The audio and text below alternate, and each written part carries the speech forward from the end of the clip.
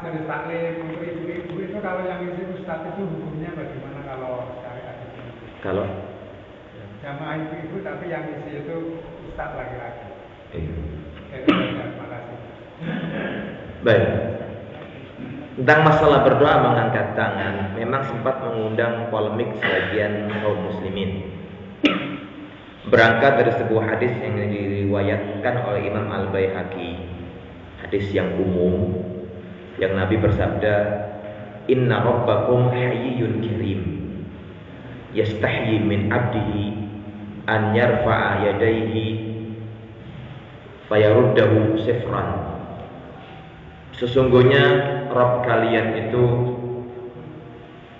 maha malu dan maha mulia. Yastahyi, Allah sangat malu kepada hambanya ketika melihat hambanya berdoa mengangkat tangan tinggi-tinggi sementara tidak dikabulkan, kembali hampa, tangan kosong. Hadis ini umum, bukan berarti boleh dipakai dalam setiap keadaan. Kenapa? Karena dalam masalah ini pun kalau kita betul-betul ingin meniru bagaimana sunnah yang diajarkan Nabi kita Muhammad SAW, maka ini perkara ibadah. Dan perkara ibadah adalah konsepnya tauqifiyah, berhenti dengan dalil. Dengan dalil. Karena masih banyak orang yang mungkin mengangkat tangan setelah sholat fardu misalnya berdoa. Dalilnya benar, kata ulama, dalilnya benar itu iya, sahih, masyhur. Hanya saja ada sebagian kondisi yang Nabi tidak mengangkat tangan ketika berdoa, dan ada kondisi-kondisi yang beliau mengangkat tangan ketika berdoa.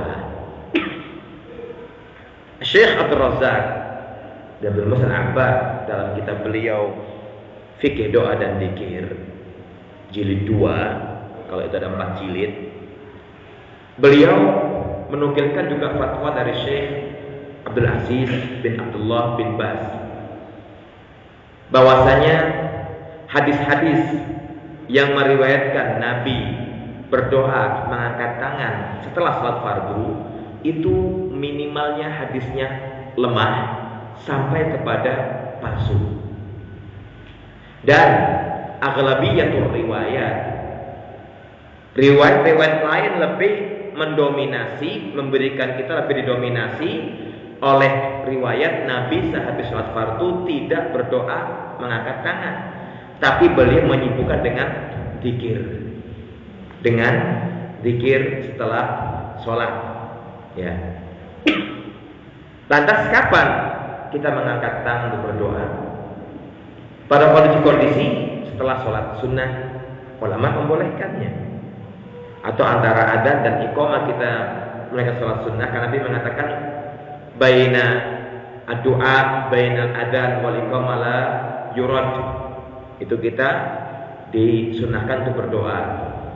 Makanya ketika habis dikatakan adzan, sebelum imam naik untuk mengimami, sangat dianjurkan kita berdoa dan mengangkat tangan. Syekh Bakar ibn Abdullah ibn Zaid dalam kitabnya Tasihul Du'a, beliau mengatakan Nabi berdoa mengangkat tangan ketika sholat istisqa, ketika di Musdalifah, di Mina, di Safa Marwah, dan sebagian sholat-sholat sunnah yang lainnya. Habis tahajud misalnya diperbolehkan, istikharah diperbolehkan. Adapun setelah sholat fardu, maka sebagai fatwa dari para ulama, Syekh bin Baz mengatakan riwayatnya lebih dominasi riwayat yang lemah sampai mengarah kepada palsu.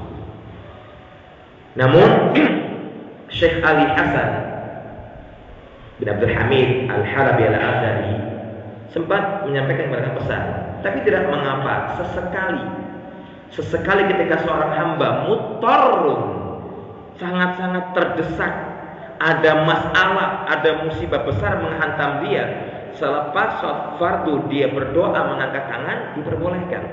Sesekali ketika seorang hamba betul-betul kepepet dan ada masalah, ada musibah, ada muskilah, problem menghimpit dia, sesekali boleh dia mengangkat tangan ketika berdoa selepas sholat fardu. Walaupun dia mengatakan Nabi belum disebutkan mengangkat tangan selepas sholat fardu. Ya, jadi kita katakan iya hadis umum, tapi bicara masalah bagaimana metode mengangkatnya diperjelas oleh sebagian riwayat yang menyebutkan bagaimana beliau mengangkat tangan ketika berdoa. Ya. Gerakannya boleh begini, boleh begini, boleh begini, boleh juga tinggi. Kemudian yang kedua, bolehkah seorang ustadz mengisi pengajian di ibu-ibu? Nabi ketika khutbah Id menyempatkan diri untuk menyampaikan nasihat kepada siapa? Kepada siapa? Ibu-ibu. Kepada ibu-ibu. Dan beliau mengatakan, ya ma'syarun nisa, tasaddaqna wa aktsirna minal istighfar.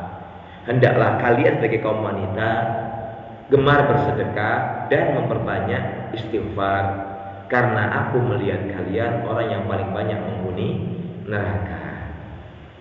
Pada dasarnya boleh, dan berusaha untuk menghindari namanya fitnah, ya.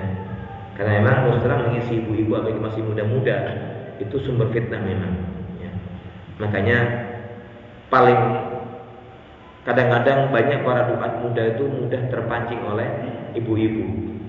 Hukum asalnya boleh-boleh saja, cuman harus memiliki koridor yang syar'i. Ya, kadang-kadang kita akan dipikir lebay oleh mereka. Ya. Sudah banyak sebagian teman-teman yang mereka, masya Allah, jadi digandrungi oleh kaum ibu-ibu. Ya, sehingga ribut sama suaminya.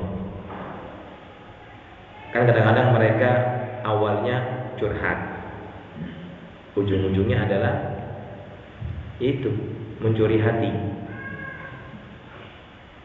Makanya kita katakan hukum asal boleh, selama pertama tujuan kita mendakwai mereka, mengajarkan ilmu kepada mereka, ya, dan ingin menasihati mereka.